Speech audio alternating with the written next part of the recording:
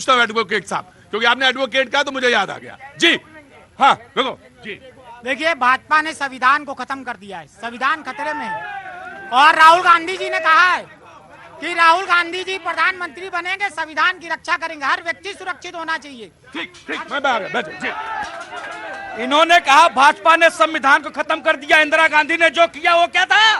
Bharatiya Janata party तो संविधान को पूजती है साहब। और दूसरी बात, इन्होंने कहा 2014 से पहले मुझे शर्म आती थी, मेरे देश की महिलाएं सड़कों पर खड़ी हो। बात सुनिए, उसके बाद जो प्रधानमंत्री जी ने कहा वो मैं कहता हूँ, हमारे देश की महिलाएं खुले में शौच जाती थी, मुझे शर्म आती थी कि मैं ऐसे देश में पैदा हुआ कि मेरे देश की माँ बहन बेटियों को भी सुरक्षा नहीं मिल रही है, उनके लाश को बचाने वाला कोई नहीं है। मुझे शर्म आई थी जब हिंदुस्तान में जगह जगह बम फटते थे और मेरे माँ का वो बेटा, मेरे पतियों का वो बेटा मार दिया जाता था और कांग्रेस उस पर कार्रवाई नहीं करती थी।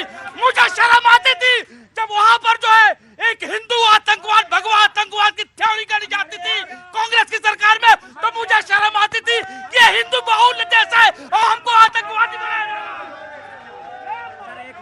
एक मिनट बोलो। कांग्रेस आपा अपना खो चुकी है, अपने एक मिनट हाँ जी, आपा खो चुकी है अपने दम पे। तो कुल एक मिनट क्या नाम है? ब्रजेश। हाँ जी बोलो ब्रजेश। एक मिनट, मैं लोहागढ़ से हूँ, उत्तराखंड।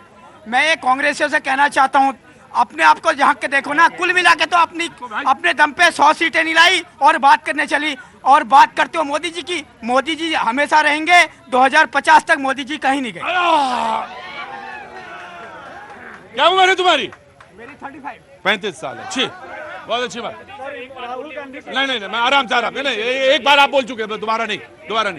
मैं पहले तो ये बताओ यहाँ तक आ कैसे गए सारे लोग? पीछे थोड़ा सा करो, थोड़ा सा पीछे चलो, थोड़ा पीछे चलो। मैं आ रहा हूँ। नीति मैं आ रहा हूँ। नीति अब वहाँ पेड़ ही पे चढ़ जाते, यहाँ क्या खड़े हो? नमो वत्सले मातृभूमि, ये है भाई साहब राष्ट्रीय स्वयंसेवक संघ की असली परिभाषा। स्वयंसेवक संघ के संघियों की तपस्या का तप का ता भी नहीं जानते आप। जितना समर्पण राष्ट्र की संस्कृति को, राष्ट्र की संप्रभुता को, राष्ट्र को आगे बढ़ाने के लिए जो संघ त्याग और तपस्या दे रहा है, आप तो उसकी परिभाषा 10 जन्म तक नहीं समझ सकते। और बार बार ये बात कर रहे हैं कि अनुशासन और उसका संविधान की बात। अरे मेरे भाई, इमरजेंसी भूल गए क्या? इमरजेंसी में पूरे विपक्ष को आपने जेल में डाल दिया, पूरा मीडिया आपने जेब में रख लिया। उसके बाद देश की ताकत आपको लोकतंत्र की पता चली जब इंदिरा गांधी को घर का रास्ता। देखिए मैं ये पूछना चाहता हूँ, अभी आरएसएस की परिभाषा बताइए स्वतंत्रता आंदोलन में क्या कर रहे थे? बताइए, अब बताइए, जब भारत छोड़ो आंदोलन चल रहा था तो क्या कर रहे थे? फिर आपका क्या काम है? 52 साल तक क्यों झंडा नहीं फहराया आपने? बताइए, 52 साल तक झंडा अपने कार्यालय में नहीं फहराया, ये बताइए। जब देशभक्ति है नहीं, किसी नेता का नहीं क्या? बताइए। एक मिनट। स्वतंत्रता आंदोलन में एक लाठी किसी कांग्रेस के नेताओं को पड़ी हो तो बताइए। स्वतंत्रता आंदोलन में लाला लाजपत राय को छोड़ करके एक भी कांग्रेस के नेताओं को गोली मारी गई हो तो बताइए। अरे स्वतंत्रता आंदोलन में तो रस्सी पर झूल गए सरदार भगत सिंह, रस्सी पर झूल गए, गोलियों से भुनवा दिया गया चंद्रशेखर आजाद को। अरे स्वतंत्रता आंदोलन में तो नेताजी सुभाष चंद्र बोस को, जिसको 11 मुल्कों ने भारत का पहला प्रधानमंत्री माना, 11 मुल्कों ने।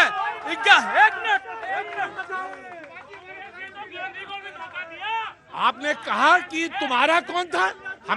मेरा पिता था, मेरा प्रथम पुरुष था। आपका कौन था ये वो बताइए। क्या बात करते हैं आप?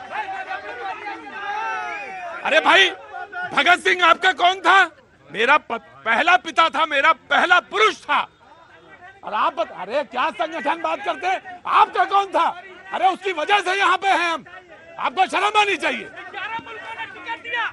11 मुल्कों ने नेताजी सुभाष चंद्र बोस को भारत का पहला प्रधानमंत्री माना।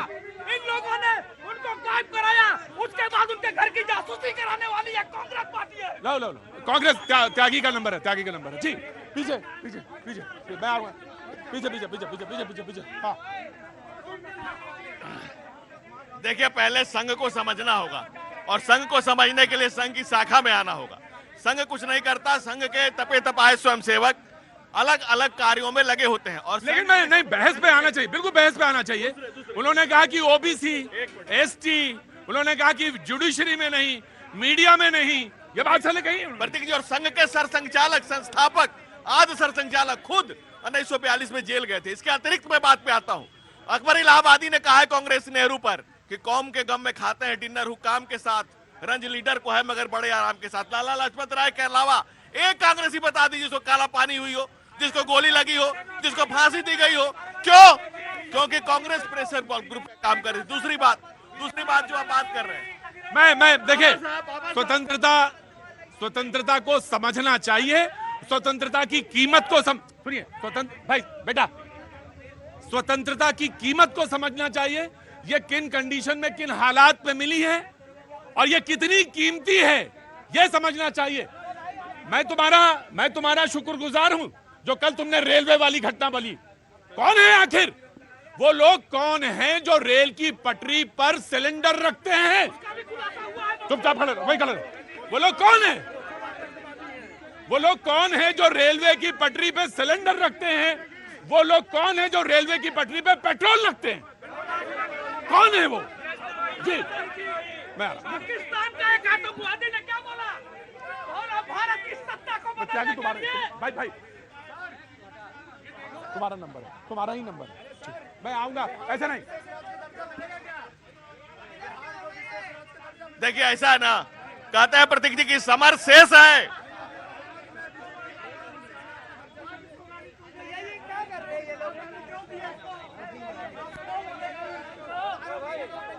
ए भाई,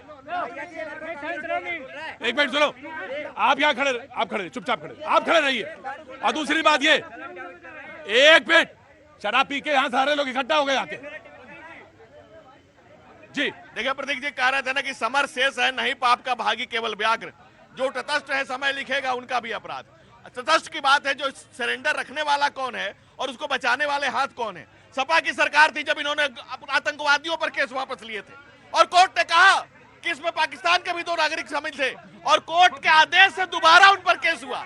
वो सरकारें, वो लोग, वो हाथ ज्यादा दोषी है। मुल्क, आप मोदी का विरोध करिए लेकिन मोदी के विरोध से आप मुल्क का विरोध करने लगे।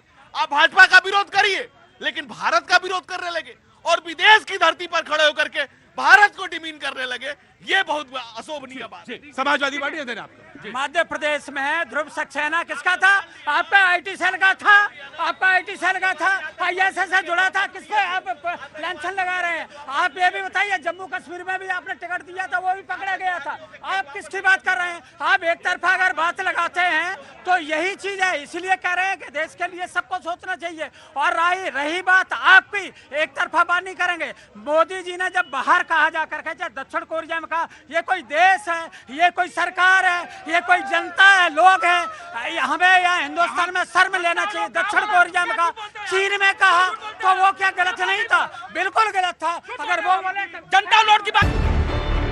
न्यूज़ 18 इंडिया चौपाल, एक ऐसा मंच जहां जब जब बात निकलेगी तो सिर्फ दूर तक नहीं बल्कि दुनिया के कोने कोने में जाएगी, क्योंकि इस बार बात होगी भारत के वैश्विक महाशक्ति बनने के लक्ष्य पर।